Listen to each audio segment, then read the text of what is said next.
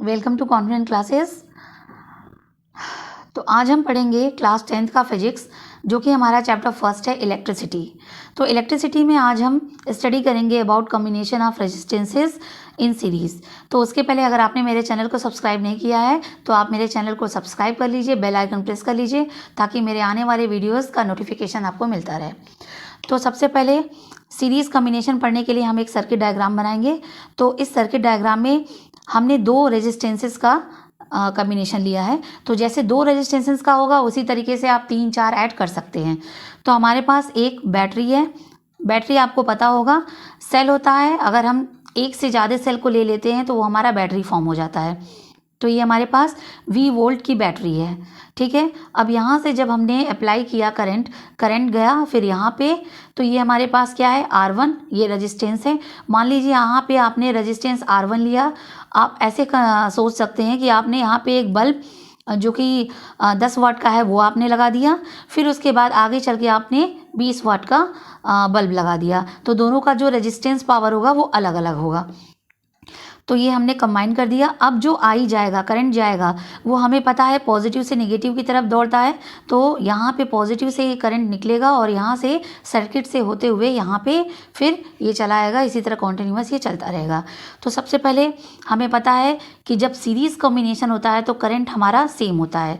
तो current flowing through whole circuit, जो whole circuit में हमारा करंट का फ्लो हो रहा है वो हमने क्या ले लिया, आई।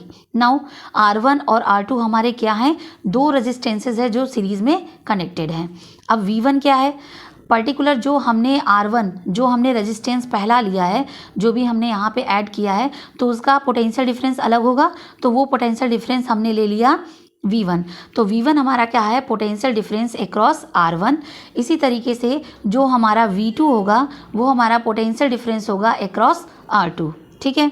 अब जो हमारा 20 वोल्ट का बैटरी है, तो जब यहाँ से हमारा करंट पास आउट हो रहा है और होल सर्किट में जा रहा है, यानी जो 20 वोल्ट की बैटरी है, तो जो टोटल पोटेंशियल डिफरेंस होगा वो जो PD अक्रॉस AB है और जो PD अक्रॉस BC है, दोनों के सम के बराबर होगा। तो यहाँ पे टोटल जो वोल्टेज होगा जो हमारा बैटरी से जा रहा है वो PD अक्रॉस R1 और PD अक्रॉस R2 होगा, ठीक है। और R क्या होगा, हमने मान लिया ये जो टोटल हमारा कॉम्बिनेशन है इसमें जो हमारा रेजिस्टेंस ओवरऑल है वो हमने ले लिया R, ठीक है। तो टोटल वोल्टेज हमने क्या लिया है, V। तो कैपिटल V। जो PD अक्रॉस R1 है वो हमारा क्या है, R1 के अक्रॉस जो PD है वो है हमारे पास V1 प्लस जो PD अक्रॉस R2, तो PD अक्रॉस R2 हमारा क्या है, V2, ठीक है। ये हमारा हो गया इक्वेशन नंबर फर्स्ट। अब बाई ओम्स लॉ हम क्या जानते हैं, ओम्स लॉ के रिगार्डिंग में हम जानते हैं V इज इक्वल टू होता है R इंटू आई। इसको आप ट्रिक से याद कर सकते हैं, V इज इक्वल टू री।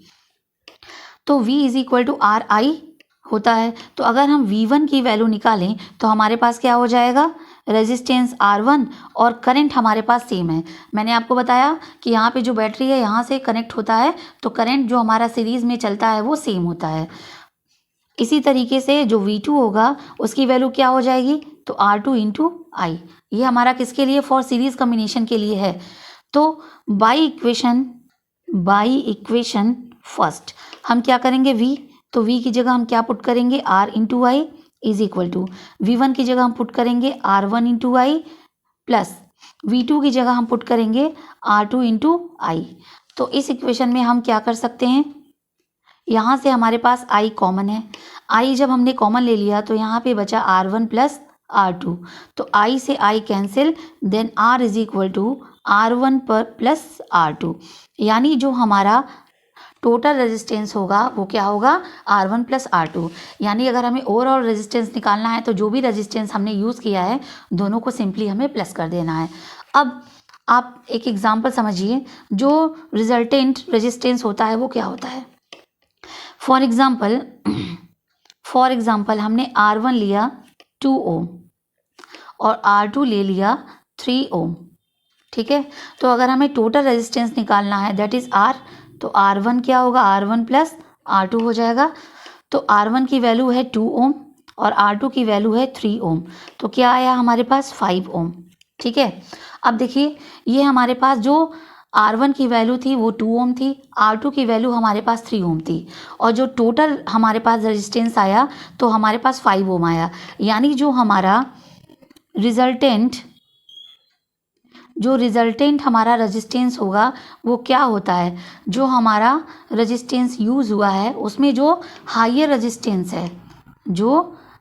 रेजिस्टेंस है उससे भी क्या होता है, ग्रेटर होता है। यानी कि अगर हमें क्या करना है, अगर हमें अगर ओवरऑल रेजिस्टेंस को इंक्रीज़ करना है तो हमें 2 रेजिस्टेंस या 3 रेजिस्टेंस या फिर जितने भी रेजिस्टेंस है उनको हम कंबाइन किस में करेंगे, हम उनको कंबाइन करेंगे सीरीज़ में। ठीक है, ओके। अगर हमें ओवरऑल रेजिस्टेंस, यहाँ देखिए हमारा ओवरऑल रेजिस्टेंस क्या है, 5 ओम, तो 5 ओम यानी बड़ा है और ये 2 ओम 3 ओम ये दोनों छोटे हैं। तो ओवरऑल रेजिस्टेंस को इंक्रीज़ करने के लिए हमें क्या करना होगा, रेजिस्टेंस को सीरीज़ में कंबाइन करना होगा। आई होप आपको ये कॉम्बिनेशन रेजिस्टेंस इन सीरीज़ समझ में आया होगा। ओके, तो हम मिलेंगे नेक्स्ट वीडियो में, तब तक के लिए बाय बाय।